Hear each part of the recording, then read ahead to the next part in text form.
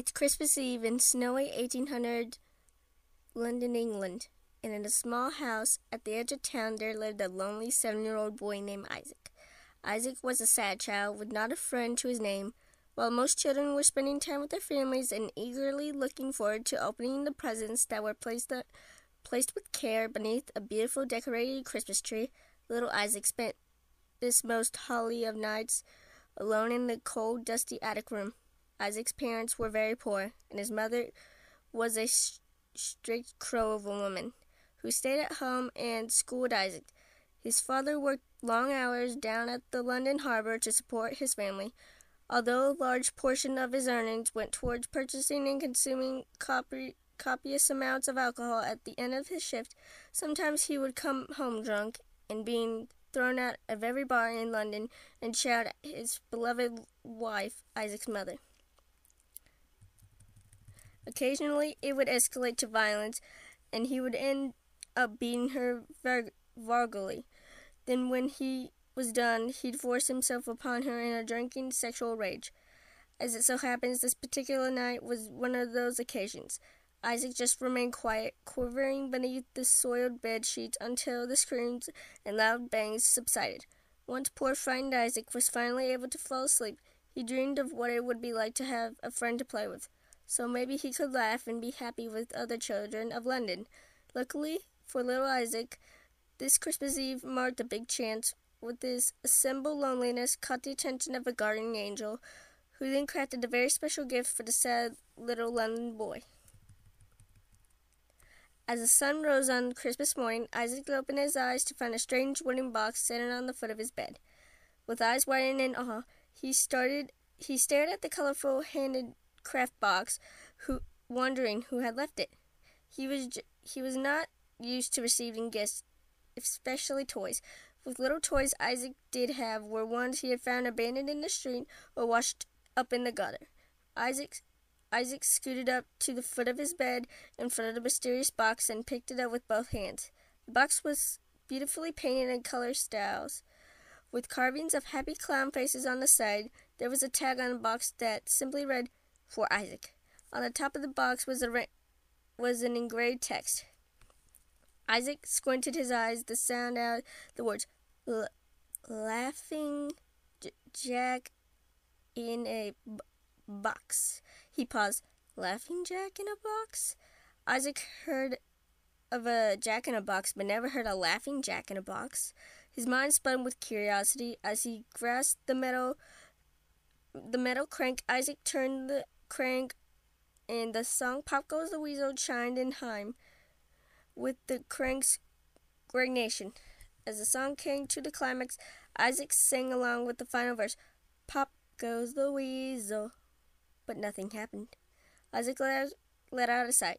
"It's broken." He placed the box down on the edge of the bed and shuffled across his small dusty room to his dresser, where he changed out his soiled sleepwear and his usual tattered clothes. Suddenly, Isaac heard a loud rattling noise coming from the bed behind him. He spun around to witness the wooden box violently shaking. Then, without warning, the top of the box swung open, and a parade of colorful smoke and confetti blew out. Isaac rubbed his eyes in disbelief of what he was seeing. As the smoke cleared, there stood a tall, thin, multicolored clown man with bright red hair, a swirly rainbow-colored cone nose, and feathery shoulders that sat atop of his ragged and colorful clown outfit. The technicolored clown spread his arms and excitedly announced, come on, whether big or small, to see the best clown in them all, the one, the only, Laughing Jack in a box." Isaac's eyes lit up. "Who are you?" he asked. The colorful Karen stepped down off the bed and with a happy grin said, "I'm glad you asked. I am Jack, your new friend for life. I'm magical. I never get tired of playing. I'm a whiz at the accordion, and I adapt and deliver with your own changing personality. In other words, whatever you like, I like." Isaac looked at the mysterious clown man. "We're friends?" he stuttered. Jack looked at the boy while cocking an eyebrow. "Friends? We're best friends.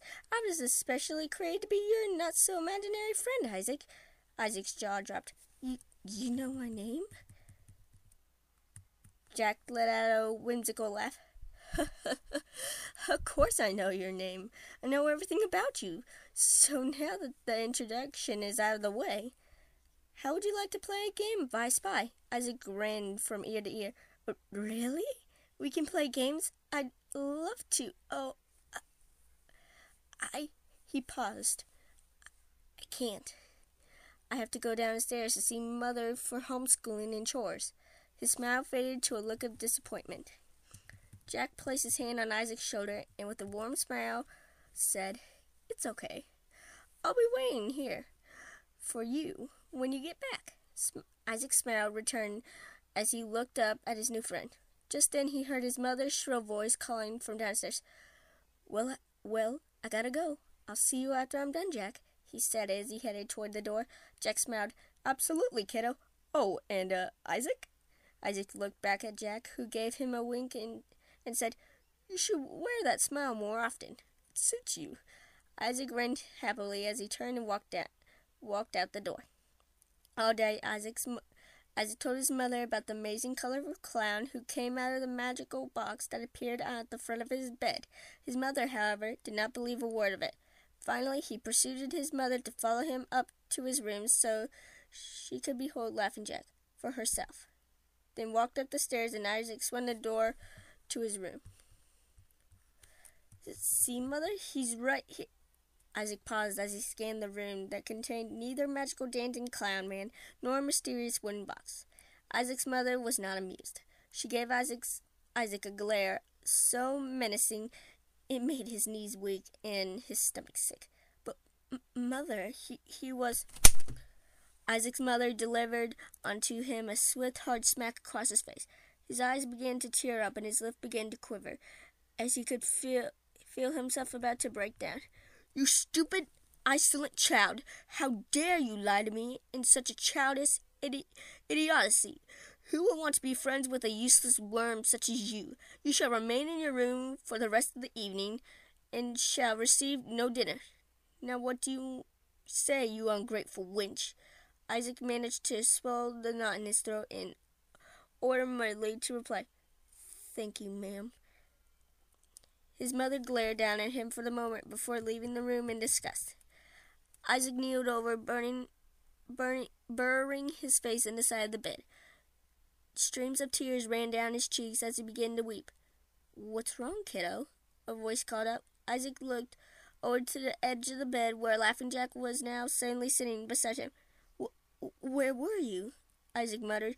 Jack ran his hand through Isaac's hair to comfort him as he softly replied, I was hiding.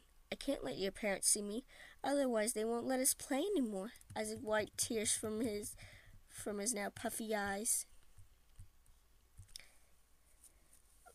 Look, kiddo, I'm sorry I had to hide, but I'll make it up to you, because tonight we can play games and have tons of fun, Jack said, smiling. Isaac looked up at his vibrant pal and silently nodded. As a little smile began to form in the corners of his mouth, that night, Laughing Jack and Isaac played so many fun games. With a wave of his hand, Jack made all of Isaac's tin soldiers spring to life and march around the room. Isaac was amazed as he watched his toys move around the room on their own. Then Laughing Jack and Isaac told each other spooky ghost stories. Isaac asked Jack if he was a ghost, but Jack explained that he was more of a cosmic entity of sorts. At the end of the night, Jack reached into his pocket and pulled out an assortment of delicious candy. Isaac was ecstatic when he popped the first colorful treat in his mouth, as it was the first time tasting something so sweet. Isaac had so much fun and laughed so hard that night that things seemed to be finally looking up for little Isaac, at least until the incident that occurred 3 months later. It was pleasantly warm and sunny in London that day, which was a bit of a rarity. So with the help of a certain not-so-imaginary friend, Isaac was able to finish his chores early and was allowed to go outside and play for a bit. Things started off simple enough. The duo were back in the house playing pirates when Isaac spied the neighbor's cat sneaking into their garden.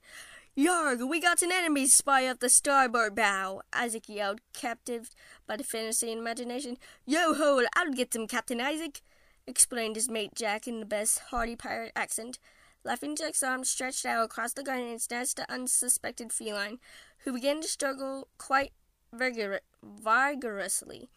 Don't let him get away, Jackie, or I'll make you walk the plank," Isaac antagonized. Jack's grip on the cat tightened, and his arms grew and extended like anacondas, wrapping themselves around the wily feline. As it struggled for dear life, Jack's arm just kept squeezing the animals, pressuring the air out of its lungs. As one steerhouse pet's eyes began to bulge out of his eyes, there came a loud snap. Jack quickly released the creature from its grasp as its lifeless furry body thudded against the ground. There was a hushed silence as the two observed the cat's now twisted and mangled corpse. The silence was finally broken by an uproarious laughter coming from Isaac. "Wow, I guess cats really don't have 9 lives," Isaac exclaimed, nearly teary-eyed from laughter. Laughing Jack began to chuckle as well. "Well, but once you get in trouble, if your mother finds your neighbor's cat dead in the garden..." Isaac's laughter quickly subsided. "Oh, no, you're right. I'll just throw it back in the neighbor's yard." Isaac panicked as he grabbed a nearby shovel and scooped up the broken cat cadaver before lobbing it over the fence back into the neighbor's yard, then quickly went back inside and up into Isaac's room. About an hour later it came, an ear-piercing squawk of Isaac's mother shrieking his name from downstairs. Neither Jack nor Isaac said a word as he crept downstairs alone to face whatever horrible fate was coming to him. Jack could hear much yelling from downstairs, but couldn't make out what was being said. After about 30 minutes, a teary-eyed Isaac ascended the stairs back up to the room. "Well?" Jack asked nervously. Isaac just stared at the ground as he spoke. I tried to tell her it was you who hurt the cat. She didn't believe me. She said you weren't real." Jack frowned, knowing this was his fault. Isaac used his sleeve to wipe away his tears. "I'm being sent off to boarding school. I'm leaving tonight, and you can't come with me." Laughing Jack's face turned into a shock. "What? I can't come? Where will I go?" Isaac said nothing, but pointed out at a beautiful colored box from where his friend had originated. "Back in there? But I won't be able to get out until..." Jack paused. Isaac looked up at his only friend with tears streaming down his face. "Jack, I promise I will come back for you as soon as I can." Jack looked at the box, then back at Isaac. "And I'll be here waiting for you, kiddo." Jack smiled as a single tear ran down his cheek. He walked over to the box. With a puff of smoke, was sucked back in, unable to be free once again until it was once again opened. That night, Isaac was sent off to boarding school. For the first time, Laughing Jack had felt what it was to be lonely. Even trapped in the box, Jack was able to see things going on around in it. So each day he waited for his friend to return, and each day the room grew older and dustier. Laughing Jack, one purpose was to be Isaac's best friend for life, and now he waits day after day, month after month, to reunite with his special friend. Isaac's parents still lived in the house, but never came to the upstairs room. The only time they made their presence known was when Jack would hear them fighting. Still, Jack's life became one solitude, loneliness, and disappointment. As years went by, once bright, vibrant colors began to fade into molecule blurs of pitch-black void and stark white emptiness, trapped all alone, eternal and hopelessness. 13 years passed until the night of Isaac's father came home particularly drunk and got into an argument with his wife, as per usual. Things escalated to physical violence once again. However, this time, she didn't get back up. Isaac's father had beaten his wife to a dead, bloody pulp and was sentenced to hang at the gallows the next day. With both his parents dead, this meant that that the now 20-year-old Isaac inherited the dusty old room he spent earlier half of his childhood in. Laughing Jack was quite surprised when he heard his old friend's footsteps walking up the stairs to the attic room for the first time in 13 years. However, it was not the reunion Jack was hoping for. Isaac looked different. Not only was he older, but he seemed to possess his old grim look on his face. No longer was he hopeful and curious young boy Jack first met all these years ago. Jack eagerly waited Isaac's releasing him from the prison he had waited in for so many years. But still Jack's box sat there untouched and unnoticed. On a shelf in the corner of the room, with all other dusty, unwanted knickknacks Isaac had completely forgotten about, his old friend, dismissed as some sort of early childhood fabrication. Surprisingly, this made Laughing Jack feel nothing. He was hollow. 13 years of waiting and disappointment left the monochrome clown void of sorrow and self-pity. Jack remained in his box, colorless and without emotion. The next day, Isaac was sent off to work at his job as a upholsterer, being furniture repairs for the good people of London. Jack waited in captivity. Hours later, a drunken Isaac returned home and stumbled up the stairs to his room. But this time he had a friend with him, a lady friend Isaac had picked up at the bar early this evening. She was beautiful with flowing blonde hair, sapphire blue eyes, and a smile that could make hearts melt. Laughing Jack's attention was drawn to Isaac's guess. Who is this? A new friend. Who is this? A new friend? Why does Isaac need new friends? I thought I was Isaac's only friend. Jack thought to himself from within his hellish confinement. Isaac and his lady friend sat down on the bed, chatted about life in London. Isaac made a joke about the weather, and they both laughed. Laughing Jack hissed with envy over Isaac's new friend. Isaac and the girl looked deeply into each other's eyes as they leaned in for a kiss, locking lips with passion, swirling tongues in one another's mouth. Jack was perplexed by the strange display of affection, for he had never seen kissing before. As the kissing grew more intense, Jack ran his long hair through the smooth thigh of the dress. However, his guest just brushed his hand away. Isaac was pursuant, though, and once again ran his hand her smooth thigh up her skirt, this time placing her hand up her silky garment. The woman took great pleasure to Isaac's sexual investment. What am I reading? And pushed Isaac's away before delivering a hard smack across his face. Isaac's eyes darkened as he glared at the woman. His once drunken passion turned to a booze-filled anger. The woman's heart sped up as she saw Isaac's face boil with rage. "Stupid whore!" Isaac yelled as he smashed his fist into the girl's face. Laughing Jack's eyes widened as he witnessed the long streak of the red liquid gushing from the girl's nose. What game is this? He thought, his eyes a virgin of such violent sights. Isaac's firm clenched the girl's wrist with one hand as he tore her panties off with the other. I'm still reading about sex. Dear God. Snuff bomb. The terrified girl tried to fight back, but Isaac was overpowering her. He roughly found her. Okay, skipping. Jack watched with wide and curious eyes as his old friend released his new playmate and clutched his mouth at it. Okay, with warm red blood. The frightened girl fell off the bed and dropped down to the floor as she scurried towards the exit. Isaac quickly lurched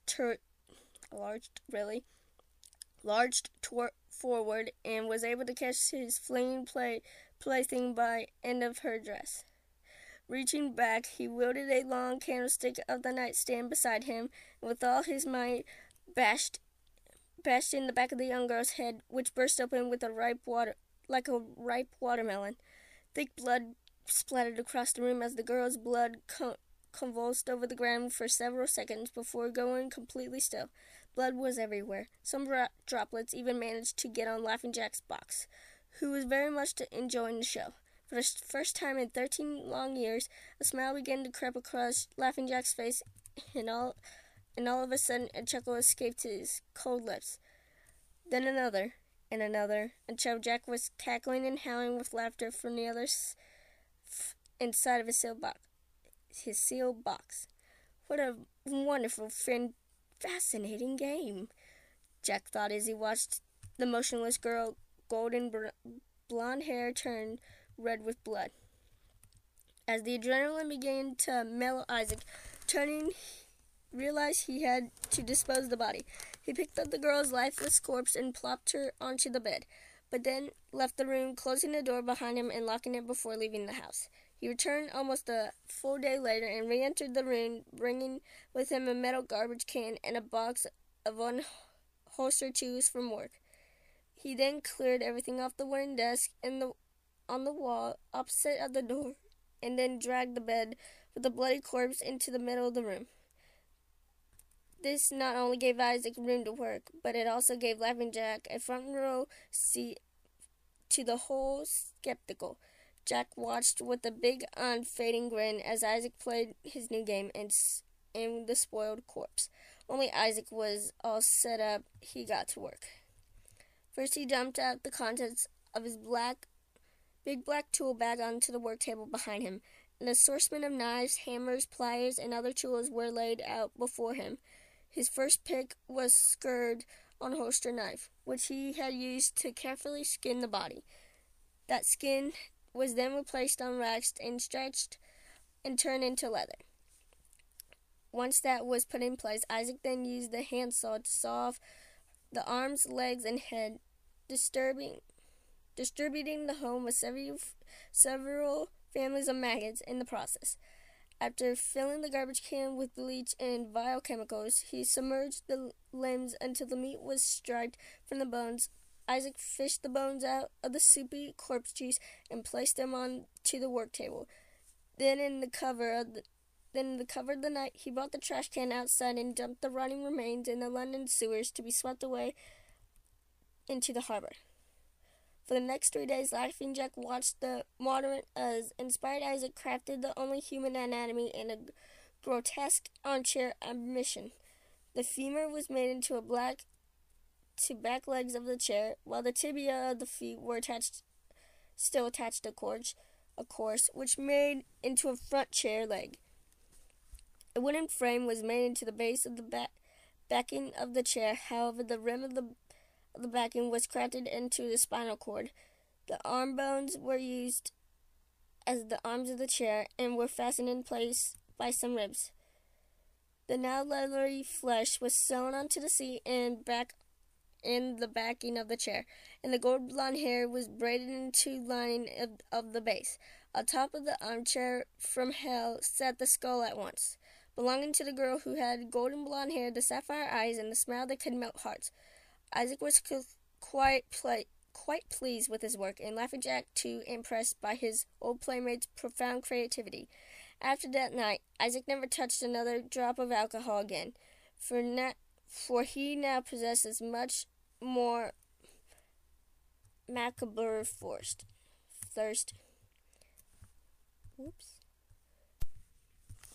In the following weeks, Isaac made several improvements to his little workshop of horrors. He removed his mattress from the bed and put a row of thick wooden planks in place, and then he fastened arm and leg restraints to the bottom of the sides. This would mean he would be able to entertain his guests for long periods of time without them trying any rude escape attempts. Isaac needed only one final thing before planning another grotesque party. He worked on it for a week, straight hand carving it out of wood. After a coat of white paint was applied, Isaac's creation was complete. It was a wooden mask assembled, something one would wear at a Vietnamese masquerade ball. It had a fur brow and a long troll-like nose, and would allow him to strike fear in the hearts of most beloved guests. With his new face complete and the room transformed into a bloody murder nest, it was finally time for Isaac Lee Grossman to bring home a new playmate.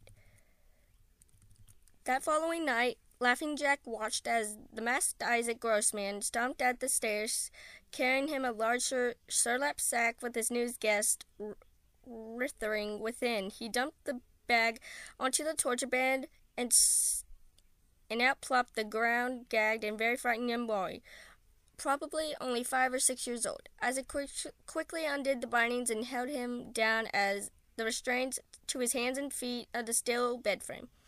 Tears streamed endless down the boy's helpless little face as Isaac laid out his tools on the workbench. Isaac returned wielding a pair of pliers and wasted no time. He slid the bottom jaw of the pliers underneath the boy's fingernails onto his right index finger and clamped it tightly. The boy's eyes quivered as he began muttering through the gag, begging Isaac to let him go. Isaac smirked as he slowly bent the pliers backwards, painfully prying off the first fingernail. The boy screamed through his gag as he withered in agony on the wooden boards. His finger began to gush with blood. Isaac then moved onto the boy's middle finger. Middle. Firmly grasping the nail with the rusty pliers. Once again, he jerked the pliers back, but this time only half the nail tore off. The boy yelped in pain as the fingers twitched and shot with blood. Clamping the half plier off the nail, Isaac gave it another yank. The nail tore off, but not without taking a great deal of skin tissue with it. Even Isaac was a bit rebuffed by the painful sight. Unlike the spying Laughing Jack, who was cackling with joy at the disturbing action as he watched from his old dusty box. Isaac returned to the workbench and swapped the pliers with a large iron hammer. He then made his way to the foot of the torture bed, where with one hand he held out the boy's left leg. He raised the hammer high above his head, and as the boy pleaded with mercy through the dirty gag, then he, with all his might, slammed the hammer down onto the boy's bare kneecap, shattering the bone into gravel with a loud crack.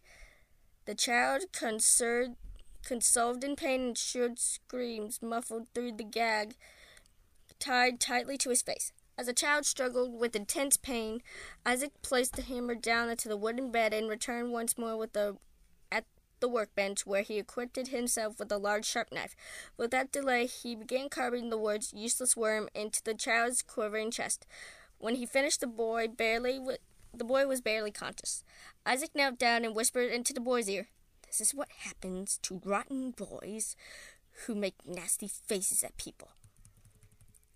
The child's eyes filled with terror. The child's eyes filled with tears one final time as Isaac began to carve the boy's skin off his face. But to Isaac's surprise, the boy still clung to life. The mutilated child just stared up at Isaac with his big round eyes, which filled Isaac's black heart with rage and hatred.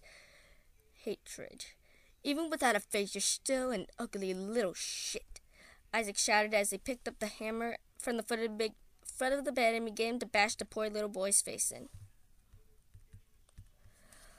He smashed it over and over until it was nothing but a bloody canvas mesh of flesh pouring from the thick red blood oozing out of chunks of brain matter. From across the room, Laughing Jack gleefully observed the grand finale, which had lived up to expectation quite wonderfully. Isaac's next guest was a blind woman who was invited over for some tea. It took her almost 5 minutes to realize the chair she was sitting in was crafted using human remains, and another 6 minutes to find the stairs, only to topple down them, flailing and screaming like a loon. Isaac decided to end her cruel joke. There was an ice pick through her eye sockets. After that, he brought over a little girl who he force-fed broken glass before using her stomach as a punching bag. As the weeks went by, more and more unlucky souls met their end in Isaac Grossman's attic. And as the man Grossman's personality became more dark and sadistic, Laughing Jack's personality followed suit while he rotted within his dusty box. Until one very cold December night, the rusty nails that were holding up the shelf of forgotten knickknacks finally gave away, and the whole thing plummeted to the ground. Isaac heard the loud thud from downstairs and decided to climb up to the attic to investigate. He walked across the bloody-stained wood floor to the attic, over towards the fallen shelf. Isaac burst aside some of the knickets that broke in the crash. When he finally came across the jack-in-the-box from his childhood, Isaac barely recognized the old shattered box that he had picked off and blew off some dust. Then, for whatever nostalgic reason, he decided to grasp the handle of the box's rusty clank and began turning it. The horribly off-key "Pop Goes the Weasel" clank from the worn-out box, and as it reached its climax, Isaac sung along the final verse. Pop goes the weasel. The top of the box swung open, but nothing happened. It was empty. Isaac expected as much, and he tossed the old thing in the garbage with the other broken knickknacks. After the mess was cleaned up, he went to the open door to go back downstairs, but it was stuck. Isaac pulled hard on the door, but it wouldn't budge. Just then he heard the most horrible, raspy voice call out to him, Isaac. A cold jolt ran down Isaac's spine, and the hair on his neck of his back stood straight up as he slowly turned away. All the way across the room by the garbage can stood the nightmarish Laughing Jack. He was completely monochrome. His mangled black hair hung down in twisted locks, sharp, jagged teeth decorated his twisted grin, and his arms hung down low like a rag doll with grotesque long fingernails nearly scraping the floor. Then with a bone-chilly, raspy voice, fiddish clown voice, how nice is it finally to be free? Did you miss me, Isaac? Isaac was paralyzed in fear. But I thought you weren't real. Imaginary, Isaac stuttered. Jack replied with a long, horrific cackle. Oh, I'm quite real, kiddo. In fact, I've been waiting such a long time for this day to finally come, when I can play with my best friend for life one last time. Before Isaac could reply, Jack's long arms stretched across the room and wrapped around Isaac's legs. The twisted clown began pulling him closer, dragging him into his own wooden torture bed as Isaac's fingernails scraped along the floor. Ignoring the resistance, Jack swiftly grabbed 4 3-inch long nails from the workbench and pressed them straight into Isaac's hands and feet, failing them into the wooden torture bed. Isaac growled in pain as he shouted at his captor, you stupid fucking goddamn clown freak nose! Laughing Jack just cackled as he forcefully held Isaac's head in place, stating, If you can't say something nice, then don't say anything at all. Jack reached his long, crooked fingers into Isaac's mouth, firmly grasping his tongue and stretching it out as far as he could. The clown then reached back and grabbed the sharp knife from the table and slowly began to slice through the meat of Isaac's tongue. Once lobbed off, Isaac's mouth began to overflow with blood. Jack responded by shoving a small cylindrical metal tube through Isaac's throat to act as a temporary breathing hole.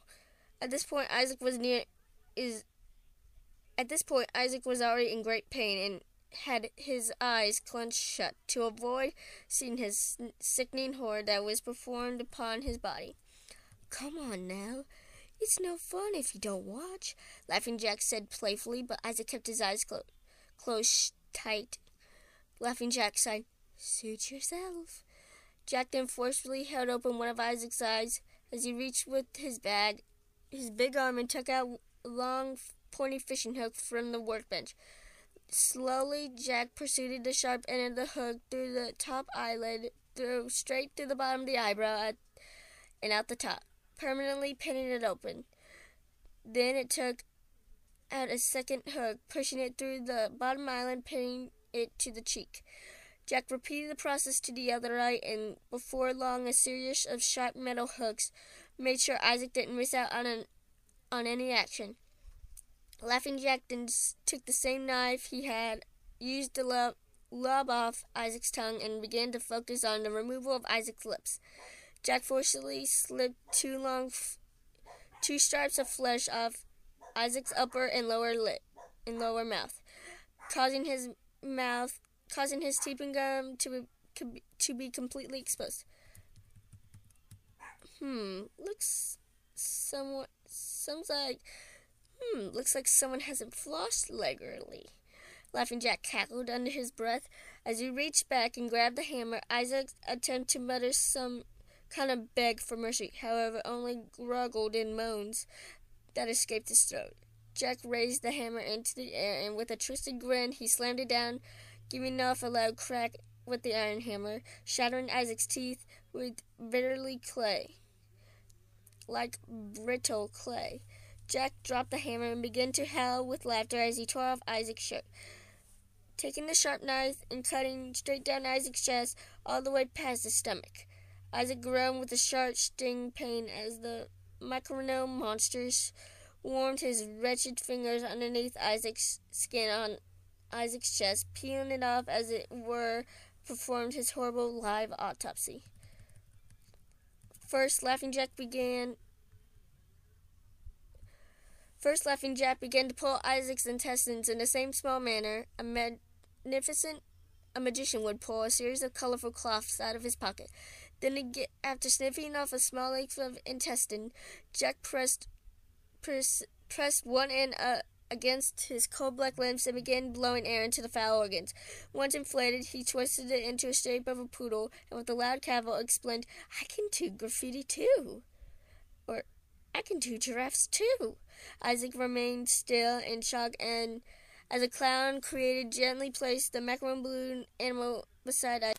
For his next trick, Laughing Jack reached deep inside Isaac's stomach cavity and yanked out one of his kidneys. Holding it in his hand, turned to his captive friend and shrugged, stating that kidneys really aren't my thing. Tossing the organ aside, Laughing Jack noticed that Isaac was beginning to drift into death. Feeling tired already? Why, we were nearly at the grand finale, Laughing Jack exclaimed as he reached into his sleeve and pulled out one of the adrenaline needles. This ought to perk you right up, Jack shouted as he slammed the needle into Isaac's retina. And injected the liquid into his right eye socket.